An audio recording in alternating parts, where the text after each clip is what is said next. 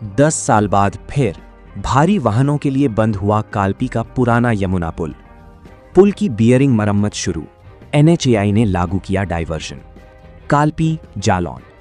बुंदेलखंड प्रवेश द्वार कालपी में कानपुर और झांसी को जोड़ने वाले ऐतिहासिक पुराने यमुना पुल पर एक बार फिर भारी वाहनों की आवाजाही पर लगी रोक।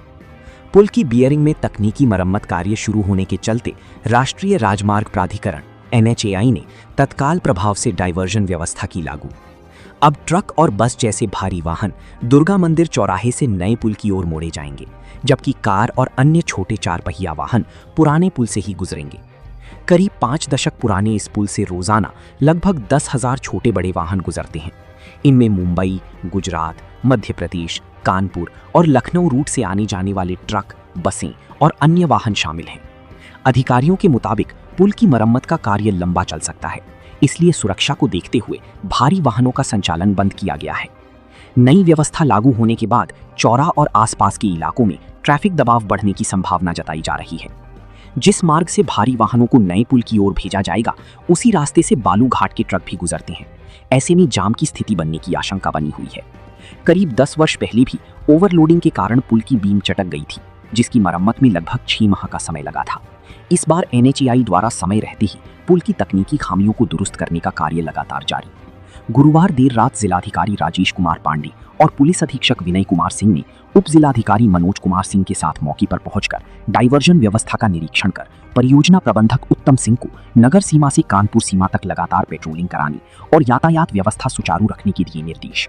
जिलाधिकारी ने चेतावनी देते हुए साफ कहा कि यदि जाम की स्थिति बनी तो संबंधित जिम्मेदार अधिकारियों के खिलाफ की जाएगी कार्यवाही।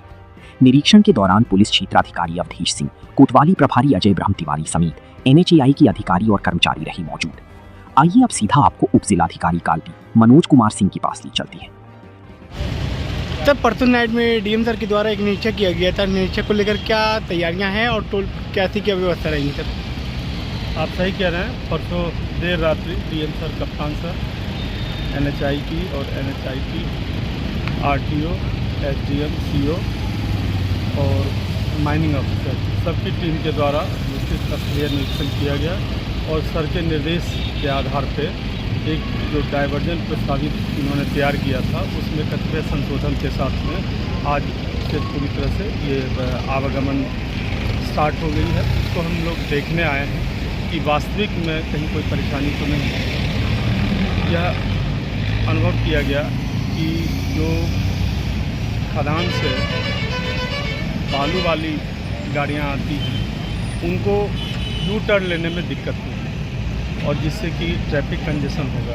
तो उनके लिए यह व्यवस्था की गई है कि वो यहाँ से सीधे पुल पार करेंगे अमलतास चौराहे से, तब वो यू टर्न लेंगे और बाकी जो छोटे वाहन हैं उनके लिए कोई रोक नहीं है, वो तो सीधे पूर्ववत बेरोक टोक जा रहे हैं। सर, NHAI को क्या दिशा निर्देश दिए गए हैं आपके द्वारा और DM सर के द्वारा? इनको दिया गया है कि जगह जगह पे जो बैनर लगे हैं उसकी संख्या और बढ़ाएं, जन जागरूकता रखें और किसी भी तरह के कोई अप्रत्याशित स्थिति में, हादसे की स्थिति में गाड़ी उठाने के लिए क्रेन की व्यवस्था हो, एम्बुलेंस की हो जो बहुत ही नज़दीक रहे और 2 मिनट के अंदर आ जाए, इस तरह की ये व्यवस्था रखें ताकि जो हमारे आवागमन के साधन हैं उनके चालकों में, पैसेंजरों में एक सुरक्षा का भाव उत्पन्न हो। कालपी से समाचार 24 इंडिया के लिए मुस्ताक अंसारी की रिपोर्ट।